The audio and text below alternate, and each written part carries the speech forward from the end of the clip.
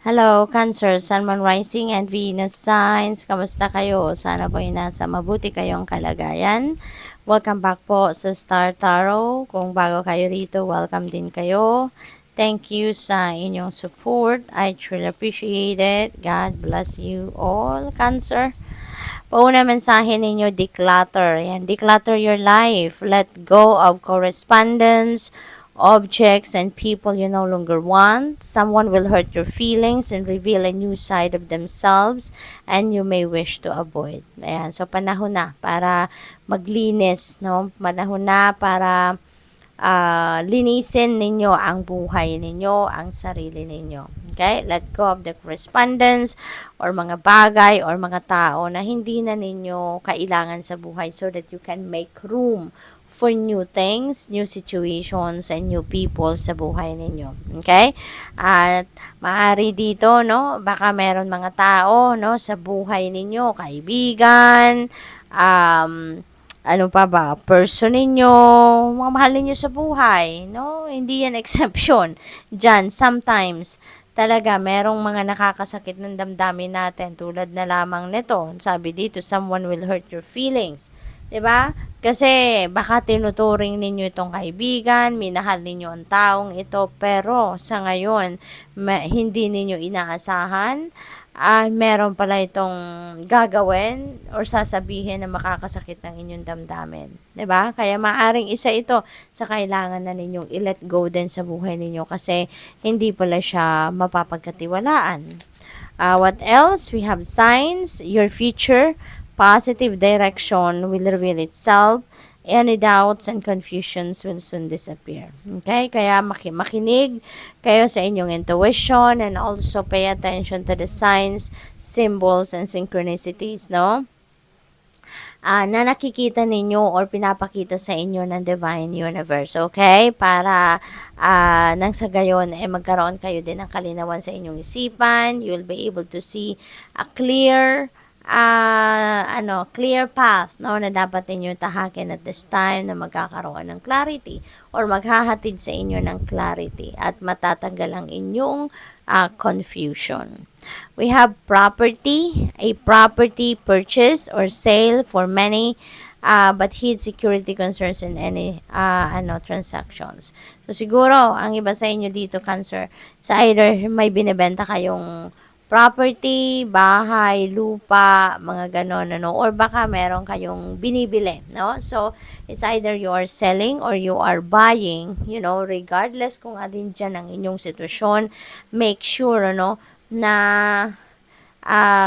yung mga dokumento, no? Yung mga dokumento na pipirmahan ninyo, kailangang basahin ninyong maigi, no? Every letter, every word, kailangang i-go through ninyo yan para makasigurado kayo na nasa tama, no? Nasa tama ang sitwasyon ng inyong mga pagbibenta or pagbibili ng bahay, legit, ang mga kausap, yung transactions mismo ninyo, kailangan ninyong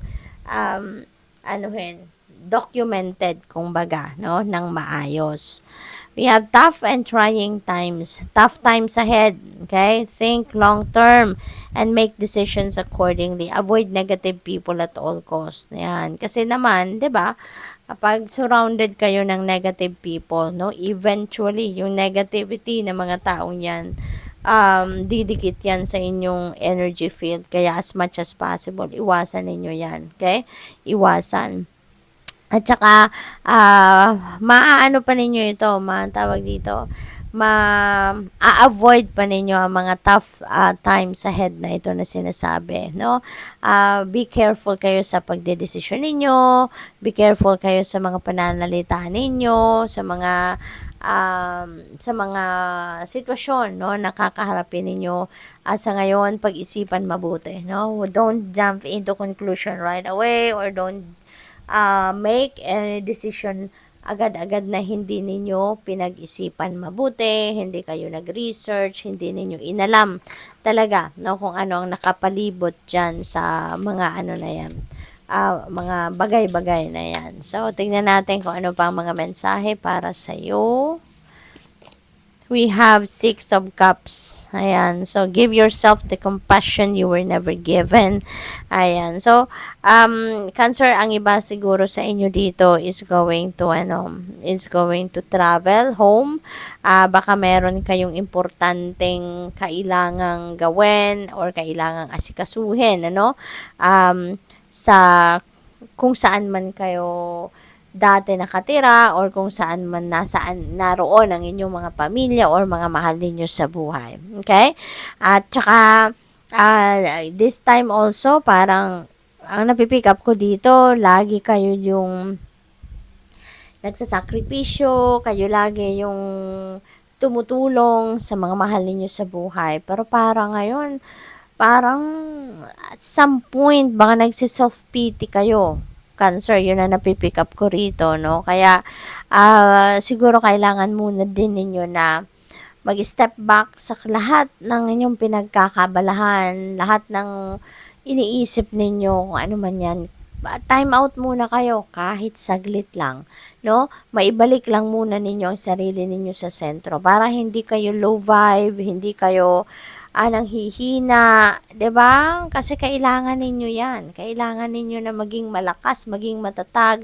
Maraming tao siguro ang umaasa sa iyo. Kaya sa ngayon baka nagpa-pile up ang stress ninyo, no? Kaya kailangan ninyo muna na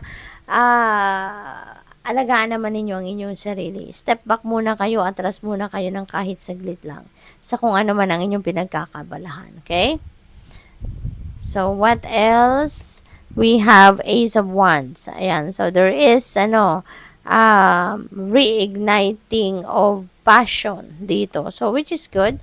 Kasi kahit papano, siguro magkakaroon kayo ng, ng pagkakataon rito na ma-inspire muli, no? Baka mayroong mga opportunities dito na dadating at ito yung gigising ng iyong passion, no? Baka ito yung kahit papano magpapaliwanag, no, ng inyong buhay.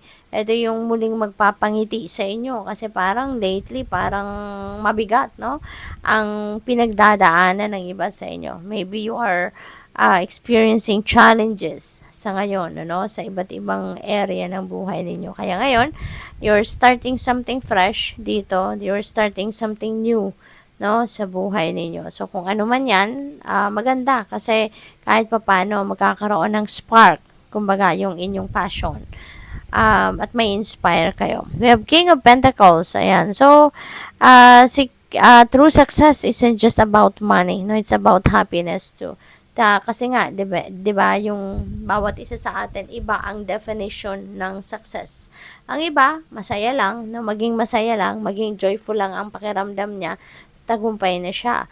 Pero ang iba, pera, no, ang sukatan ng kanyang tagumpay. So, depende sa inyong sitwasyon, depende sa kung ano yung ninyo, parameters, kumbaga, na ginagamit para sa buhay ninyo. So, ngayon, si King of Pentacles, this is success. No? This is successful time. Kaya, Cancer, magbabago ang inyong sitwasyon. Magbabago ang iyong tingin sa buhay sa ngayon dahil siguro sa mga successes na ito na maaaring dumating sa buhay ninyo, no? So, maaaring magiging masaya kayo sa ngayon dahil siguro masusolusyonan ng problema, magkakaroon kayo ng clear direction na sa ngayon, magkakaroon na ng mas malinaw na kaisipan kayo, maaaring ganon. Or baka meron kayong mga financial opportunities or financial blessings na makakamit sa ngayon or marireceive na siguro ninyo yung mga bunga ng inyong pagsisikap, may financial reward kaya kayo ay magiging masaya, no? Depende sa inyong sitwasyon.